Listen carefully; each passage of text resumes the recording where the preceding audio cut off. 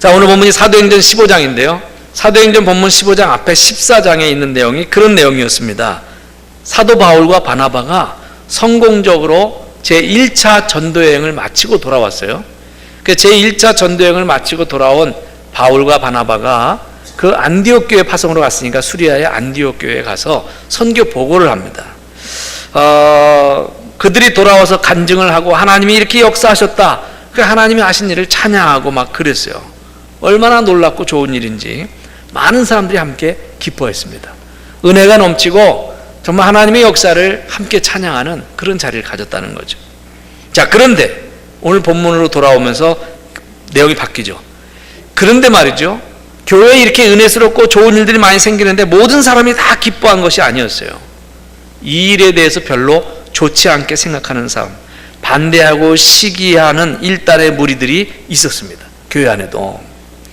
그들은 유대에서 내려온 유대인 그리스도인들이었어요. 자, 그들이 왜 불만이 있는지를 이제 성경을 읽어가면서 보십시다. 오늘 본문 1절 말씀을 다 같이 읽겠습니다. 내용을 생각하면서 우리 천천히 읽겠습니다. 시작. 어떤 사람들이 유대로부터 내려와서 형제들을 가르치되 너희가 모세의 법대로 할례를 받지 아니하면 능히 구원을 받지 못하리라 하니. 아멘. 유대로부터 내려온 사람들 가운데 안디옥 교회에 들어와서 모세의 법대로 할례 받지 않으면 안 된다, 이렇게 말하는 사람이 있었다는 거예요. 이것은 이방인들이 복음을 받아들이는 것에 대한 반대와 도전이었어요. 바울과 바나바가 지금 이방인들에게 복음을 전하고 왔거든요. 그들은 할례 받지 않은 이방인들이에요. 근데 그 할례 받지 않은 이방인들에 대해서 그들이 복음을 받아들이고 기독교인이 된다, 이거에 대한 불만을 가진 유대인 기독교인들이 있다는 거죠. 그래서 그 할례 받지 않은 사람 아니냐, 할례 받게 해라, 이렇게 이야기를 하기 시작했어요. 이거로 교회에 문제가 생겼어요. 그 문제가 어떻게 생기기 시작하느냐, 다툼과 분쟁이 일어납니다. 2절 말씀. 자, 2절 말씀 봅니다. 2절 시작. 바울 및 바나바와 그들 사이에 적지 아니한 다툼과 변론이 일어난지라 형제들이 이 문제에 대하여 바울과 바나바와 및 그 중에 몇 사람을 예루살렘에 있는 사도와 장로들에게 보내기로 작정하니라. 아멘. 여러분, 참 이상해요.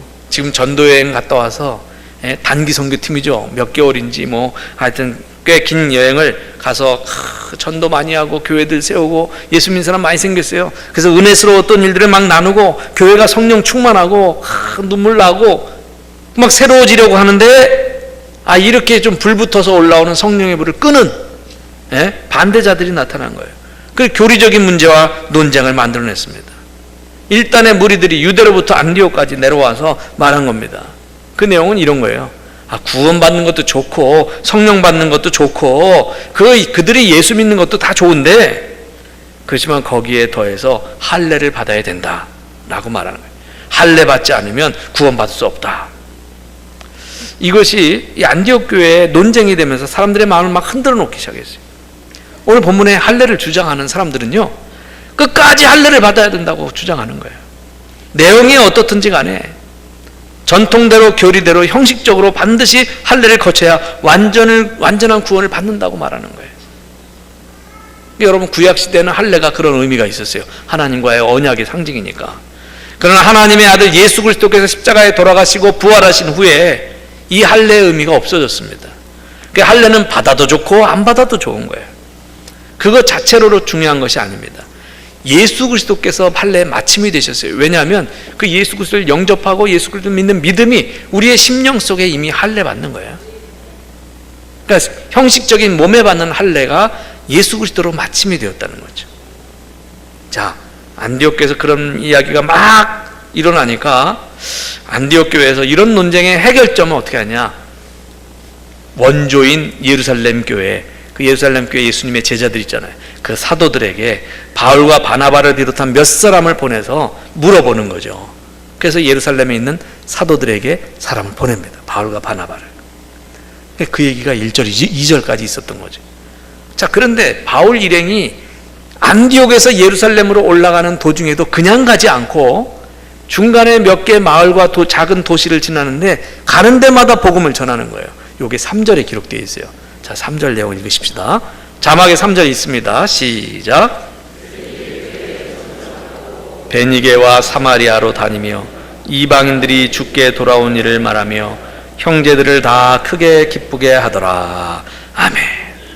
지금 논쟁에 휘말려서 예루살렘으로 가는 중이었는데 가서 중요한 이방인 선교에 있어서 할례 문제를 질문하려고 이렇게 가는데 이 와중에도 작은 도시들 마을을 들어가면서 예수님을 전하고 있어요. 여러분, 얼마나 예수가 절실했으면 무슨 일을 만나든지 어디를 가든지 어느 마을을 가든지 예수님의 이야기를 하고 있겠습니까? 바울 일행의 의식 속에는 항상 예수님이 계셨어요. 잠을 자도 계시고 눈을 떠도 계시고, 그러니까 예수님은 감옥 안에도 있고 감옥 밖에도 계신 거예요. 그 바울 일행을 보면 예수님이 늘 그 안에 계신 것 같아요. 제가 물을게요. 여러분들 안에도 그 예수님이 계십니까? 예, 여러분 안에도 그 예수님에 대한 생각이 있습니까? 예, 이것이 중요한 거예요. 우리 안에 그 예수 그리스도가 있는가, 아니면 이런 교리적인 것들이 있는가, 그거로 가득 차 있는가, 여기에 차이가 좀씩 나기 시작하죠. 자, 이제 예루살렘에 도착했어요. 바울과 바나바와 안디옥교의 몇 사람의 지도자가 예루살렘에 도착했습니다. 그래서 거기에 사도들과 예루살렘의 지도자들을 모아놓고 그동안 하나님이 함께 하셔서 일어났던 모든 일들, 안디옥 교회에 부흥하는 일들, 또는 전도 나가서 선교를 나가서 이 단기 선교 나가서 많은 이들에게 복음을 전하고, 또 그래서 복음을 받아들인 사람들 교회를 세우고 했던 일들을 간증했어요. 바나바와 바울을 막 환영하는 예루살렘의 장로들과 사도들에게 그런 간증을 했는데, 하나님은 어떻게 역사하셨는지, 어떻게 이방인들에게 복음의 문이 열리게 되었는지, 그래서 막 은혜 받고 박수를 치고 찬양을 하면서 기쁘게 감사의 기도합시다 막 이러는 와중에, 그런 데가 문제예요. 그때 예루살렘 교회에 어떤 사람들이 다른 말을 하기 시작했습니다. 5절 말씀이 있습니다. 그 내용이 어떤 건지 한번 보십시다. 시작. 바리새파 중에 어떤 믿는 사람들이 일어나 말하되 이방인에게 할례를 행하고 모세의 율법을 지키라 명하는 것이 마땅하다 하니라. 아멘. 안디옥 교회에서 나온 똑같은 문제죠. 이 말은 뭐예요? 예수도 좋고 성령도 좋은데, 그들이 예수님 믿게 됐다고 하는 거 다 좋은데, 예? 할례는 받아야 되고 율법은 지켜야 되는 겁니다. 이렇게 얘기하는 거예요. 이것 때문에 결국 이 자리에서 많은 논쟁과 토론이 벌어지기 시작했습니다. 자, 그것이 오늘 본문의 내용인데요. 이것이 기독교 역사 2000년 역사 중에 최초로 예루살렘에서 공적인 회의, 그래서 예루살렘 공의회라고 그래요. 예루살렘 회의라고도 하고, 기독교 역사상 최초의 공식적인 예루살렘 회의입니다. 그래서 예루살렘 교회와 안디옥 교회 또는 다른 교회 지도자들도 좀 있었던 것 같아요. 그래서 모여서 공식적으로 이 문제에 대한 회의를 하게 되죠. 기독교 역사 2000년 동안에 많은 공의회가 있었어요. 그 중에 최초의 회의가 이 회의였다는 얘기죠. 자, 이 예루살렘 회의에 막 토론하고 논쟁이 막 있는데 드디어 예수님의 수제자요, 뛰어난 사도 베드로가 그동안 침묵하고 있다가 입을 열어 말하기 시작합니다. 그 베드로가 말한 내용을 이제 좀 볼게요. 7절 말씀 다 같이 봅니다. 시작. 많은 변론이 있은 후에 베드로가 일어나 말하되 형제들아, 너희도 알거니와 하나님이 이방인들로 내 입에서 복음의 말씀을 들어 믿게 하시려고 오래전부터 너희 가운데서 나를 택하시고. 아멘. 베드로가 일어나서 말하기 시작하는데 먼저 자기 경험을 얘기한 거예요. 자기 경험을. 하나님께서 자기를 택해서 이방인들에게 복음과 성령을 증거하게 그렇게 역사하셨다고 말하는 거예요. 이게 사도행전 10장의 내용을 이야기하는 거거든요. 사실 그 전에 베드로는 똑같이 다른 유대인들처럼 복음은 유대인들에게만 주어졌다고 생각을 했어요. 이방인들을 구원하시기 위해서 예수님이 십자가를 지셨다고 생각 안 했어요. 그런데 어느 날 기도 가운데 환상이 보이는데, 환상 중에 갑자기 더러운 짐승들, 유대인들이 먹지 못하는 더러운 짐승들이 하늘에서부터 바구니에 내려오더니 음성이 드니까 이거 잡아먹어라. 하나님, 난 이거 못 잡아먹습니다. 더러워서. 불결해서. 내가 깨끗하게 한 것을 네가 왜 더럽다고 하냐. 그런 환상을 한 번도 아니고 연속으로 계속 보잖아요. 이게 무슨 일인가. 그런데 밖에서 누가 찾아오죠? 이방인 백부장 고넬료가 보낸 그 부하들이 찾아와요. 그래서 가서 이방인 백부장 고넬료와 그 이방인들이 모인 데 가서 처음으로 복음을 전해요. 근데 그들이 성령을 받는 거예요. 그래서 그들 세례를 주고 와서 베드로의 생각이 그때부터 바뀌었어요. 하나님은 예수 그리스도의 복음을 이방인들에게도 주셨구나. 성령을 이방인들에게도 주셨구나. 지금 그 얘기를 하는 겁니다. 예? 자, 8절 계속 이어지는 베드로의 이야기. 8절. 자, 8절 다 같이 시작. 또 마음을 아시는 하나님이 우리에게와 같이 그들에게도 성령을 주어 증언하시고. 아멘. 다시 말하면 우리에게만 성령을 주셨는 줄 알았는데 이방인에게도 성령을 주셨다는 거예요. 이는 굉장히 놀라운 사실입니다. 여러분, 우리는 다 예수님을 체험해야 합니다. 성령님을 통해서 그분을 체험해야 하는 거예요. 여러분에게 그러한 체험이 있기를 주의 이름으로 축원합니다. 그들에게도 성령을 주어서 새롭게 역사하셨다는 거죠. 자, 9절 베드로의 말을 계속 이어봅니다. 9절 시작. 믿음으로 그들의 마음을 깨끗이 하사 그들이나 우리나 차별하지 아니하셨느니라. 아멘. 하나님이 그런 이방인들에게 믿음을 주셨다는 거예요. 지금 베드로가 하는 말입니다. 이 믿음이 죄사함을 받게 하고요, 이 죄사함을 받았기 때문에 그들의 마음도 깨끗해졌다는 거예요. 이방인들도 이제는 의인이 됐다는 거예요. 유대인만 의인이 아니고 이방인도 의인이 됐다는 거예요. 얼마나 놀라운 일입니까? 베드로의 이 말 속에는 하나님은 우리나 저들을 분간하지 않으셨다는 거예요. 저 사람들도 우리랑 똑같이 그렇게 하나님 사랑하셨다는 거예요. 네? 자, 오늘 성경 구절 마지막 절 한 절만 더 읽으십시다. 11절 결정적으로 베드로가 마지막으로 말하죠. 시작. 그러나 우리는 그들이 우리와 동일하게 주 예수의 은혜로 구원받는 줄을 믿노라 하니라. 아멘. 이 말은요, 이런 의미예요. 우리가 구원받은 것과 이방인들이 구원받은 것이 다른 것이 아니다. 우리나 저희나 동일하게 주 예수 그리스도의 은혜로 구원받은 것이다. 율법으로 구원받은 것이 아니라, 할례를 행함으로 구원받은 것이 아니라 예수님께서 우리 죄를 위하여 십자가를 지심으로, 십자가 못 박혀 돌아가심으로 우리가 공짜로 구원받은 것이다. 이는 다시 제사 드릴 필요가 없는 완벽한 구원이다. 바로 이것이 우리가 받은 구원이다. 결국 유대인이나 이방인이나 이 복음은 우리 만민에게 주신 것이다 라고 하는 거예요. 그게 은혜라는 거죠. 여러분, 오늘 말씀에서 기억해야 될 것이 있습니다. 여러분, 이 말씀 기억하십시오. 복음은 만민에게 주시는 은혜입니다. 복음은 만민에게 주시는 은혜. 우리를 구원해 주시는 하나님의 은혜는 사람을 차별하지 않습니다. 구별하지 않아요. 좀 못나 보이고 그래서 좀 가까이 하긴 좀 힘들고 말이죠. 좀 제발 저 사람은 좀 떨어졌으면 좋겠다. 하나님의 은혜는 그 사람한테도 가는 거예요. 하나님의 은혜는 우리 모두에게 주어지는 기쁨의 소식이요 구원의 소식입니다. 할렐루야. 이방인같이 살았던 그런 사람들도 하나님의 은혜 안에 들어오면 우리 다 그 은혜 가운데 살아가는 거예요. 열흘 전에 저 어린 시절부터 같은 동네에서 같이 자라고 같은 교회를 다니면서 쭉 성장해왔던 그런 친한 친구들이 제천을 방문했어요. 뭐 한두 명 그 사이에 뭐 왔다 간 사람이 있지만 이게 친구들 몇이서 함께 부부 동반으로 제천에 내려온 건 이번이 처음인 것 같아요. 제가 이제 목회를 하니까 자주 만날 수도 없고 저는 자기들끼리는 자주 연락하고 지금쯤은 다 각자 자기 사업 있고 자기 직장도 다 안정돼 있고 그래가지고 이게 자기들끼리는 자주 만나는 것 같아요. 제게는 50여 년을 함께한 친구들입니다. 그 중에서는 2살 때부터 바로 앞뒷집에서 30년 이상을 살면서 집안에 훤하게 그 일까지 알고 있는 그런 친구도 있어요. 오래간만에 만나서 함께 이야기하고 추억도 나누고 즐거운 시간도 가졌습니다. 친구들 중에는 장로계 안수 집사도 있고 또 감리계 권사도 있고 또 집사도 있고 그 중에는 지난 몇 년 동안 신앙에 많은 변화가 있었던 친구가 있어요. 그 친구는 그 한 친구 이야기를 하려고 했는데 그 친구는 제가 아는 많은 사람들 중에 아마도 제가 기억하는 그 속속들이 그 집안 사정을 다 알잖아요. 그래서 그런지 내가 생각하는 사람들 중에 가장 정직하고 가장 진솔하고 또 착한 친구입니다.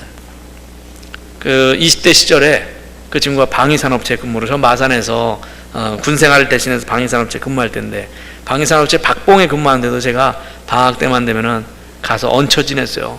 가서 그냥 놀러 가서 돈 한 푼도 없이 차비만 갖고 가.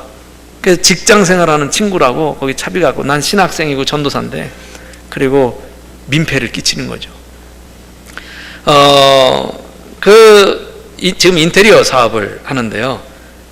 인테리어 사업 한 지 한 30년 이렇게 넘어가는데 고생을 많이 했어요. 워낙 정직하기 때문에 편법을 쓸 줄 몰라요. 사업을 해도. 그리고 고지고대로 그렇게 하고. 좀 그런 거 없이도 이렇게 해야 좀 세상에 성공하는데, 그냥 고지고대로 하니까, 그냥 자기가 사업단에서 그걸 그대로 자기 인건비 정도만 먹어가면서 그렇게 이렇게 해나가니까 참 어려웠어요. 그러면서 자기는 교회도 안 나가게 됐는데, 아내는 열심히 나가고.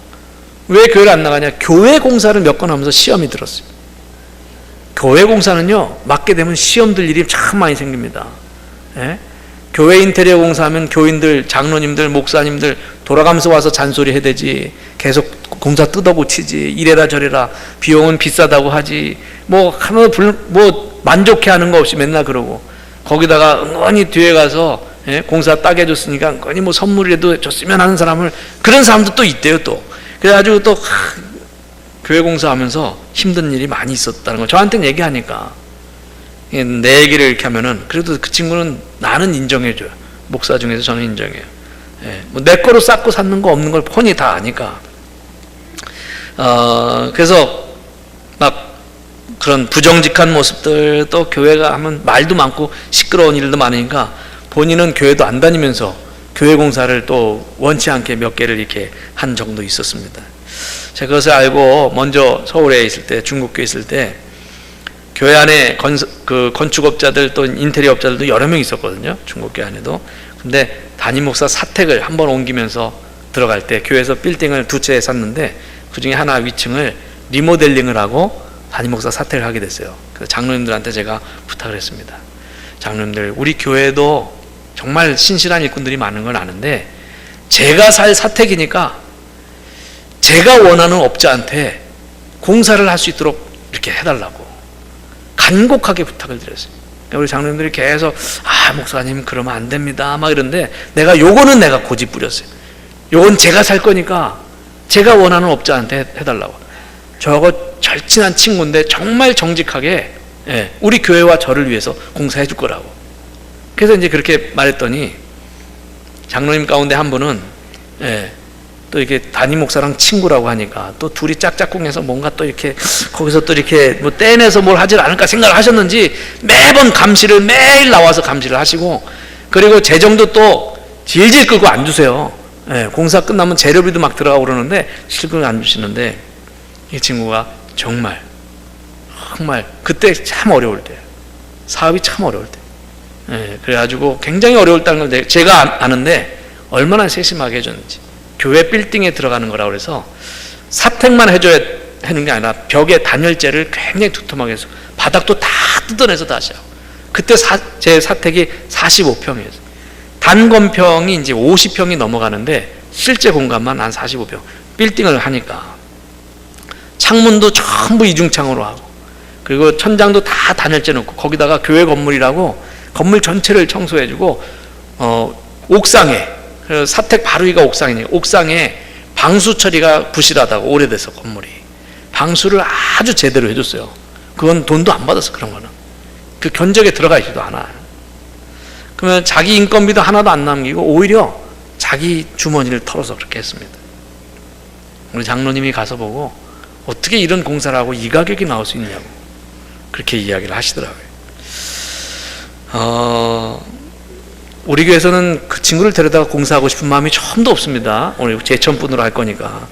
그렇지만 제가 마지막 은퇴를 하면 혹시나 제가 조그만 사택이라도 짓게 되면은 자네가 지어주게, 이렇게 이야기를 한번 한 적이 있어요. 그랬더니 안 목사님 은퇴하면 자기가 해주겠다고 이렇게 이야기를 했어요.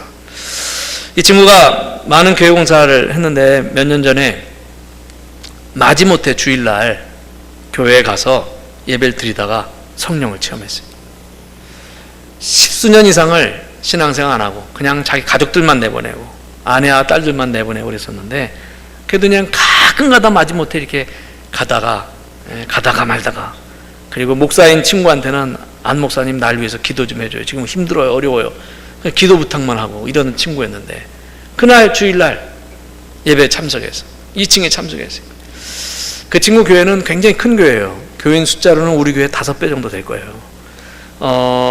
지금도 그 교회에 18,000평의 땅을 서울 삼성동에다가 사가지고 큰 거기다 선교센터 비전센터 짓는데 이 친구한테 다 맡길 정도로 목사님이 지금 굉장히 신뢰를 해요. 왜냐하면 교회 공사를 하면은 오히려 자기가 헌금하면서 하니까. 근데 그날 주일날 예배에 참석하는데 미국 목사님이 강사로 오셨어요. 그 설교를 하고 마지막 기도 시키는데 그 설교 가운데도 마음에 찔렸는데요. 마지막 합심기도 통성기도를 하는데 그때 하나님의 음성을 들었어요. 어린 시절부터 저랑 같이 신앙생활하고 중고등학교 때 그렇게 은혜 받고 방언하고 그리고 펄펄 뛰면서 신앙생활했던 과정을 저는 잘 알고 있습니다. 그래서 자기가 하나님의 음성을 태어나서 50평생 처음 들었다는 거예요. 몇 년 전에. 그 기도를 하고 딱 이렇게 마음에 찔림 받고 감동을 받아서 기도를 하려고 주여 하고 있는데 바로 음성이 드는데 내 아들아 너는 평생 내 곁을 떠나지 말라. 내 곁을 떠나지 말라. 그런 음성을 들었다는 거예요. 그 하나님의 음성을 생생히 듣고는 갑자기 눈물이 쏟아지기 시작하는데 그 눈물이 하루 종일 멈추지 않고 너무나 창피하게 많은 사람들한테 얼굴 가리고 다니면서 펑펑 울면서 그 자리에서는 회개 기도부터 하고 내가 잘못했습니다 하나님. 내가 이제부터 하나님 뜻대로 살겠습니다. 하나님 곁을 떠나지 않겠습니다. 그러면서 하루 종일 눈물 흘리고 그 자리에서 방언도 다시 받고 일평생 신앙으로 살겠다고 결심합니다. 그러면서 교회에서 부목사님이 와가지고 이게 좀 불난 데도 있는데 그 리모델링을 집사님이 해주세요. 그날 자기 교회는 처음 한 거예요. 성도가 10,000명 이상 모이는 교회라 자기는 뭐 존재감도 없었는데 공사를 했는데 그걸 너무 정성스럽게 그 다음부터는 여러 사람들이 사실은 시기하고 질투하고 그러는데 목사님은 계속 이 친구한테만 공사를 맡깁니다. 수년 동안 그렇게 사업이 어려워서 힘들었고 돈도 없었는데 교회 공사를 맡고 그러면서 풀리기 시작합니다. 그러면서 자기 사업이 막 풀리고 몇 억짜리 몇십억짜리 그런 공사가 계속 수주가 되고 최근에는 몽골에 새로운 사업이 나타나서 그래서 거기 건축업이 수십억짜리 이렇게 된다고 그래서 자주 왔다 갔다 하는데 기도 제목이 생겼다는 거예요. 아 목사님 내가 기도 제목이 생겼어. 하나님 이 몽골에 멋있는 교회를 하나 짓고 싶습니다. 이 몽골 사람들을 복음화 시킬 수 있도록 내가 이곳에 온전히 하나님 앞에 드리는 성전을 세울 수 있도록 하나님 그렇게 저하고 함께 해 주옵소서. 그런 기도 제목이 생겼대요. 그래서 몽골 지금 왔다 갔다 한대요. 제가 예전에 그 친구가 잘 안 될 때 새벽마다 떠오르면 이렇게 기도했던 그런 기억도 있습니다. 젊은 시절에는 이방인 같은 삶을 살았어요. 근데 심성은 진실하고 착한데 교회와 얽혀서는 계속 안 좋은 일만 생겼어요. 신앙을 잃어버렸던 그런 친구입니다. 근데 하나님이 직접 개입하셔서 성령 체험하게 하시고 신실하게 쓰시는 것을 보고 제가 감사했어요. 이번에 제천에 와서 그렇게 간증을 해주더라고요. 하나님 만난 간증을. 여러분 복음은 만민에게 주시는 은혜입니다. 여러분 이 복음은 그 예수 그리스도의 복음은 우리 가운데 살아 역사하시면서 우리의 삶을 변화시킵니다. 할렐루야. 하나님의 살아계심을 체험하게 하십니다. 자 오늘 말씀 예루살렘 회의까지 열게 되어서 확인한 만민을 위한 그 은혜의 복음 가운데서 하나님의 역사 성령의 역사를 체험하시고 그 하나님이 동행하시는 삶을 살게 되시기를 주의 이름으로 축원합니다.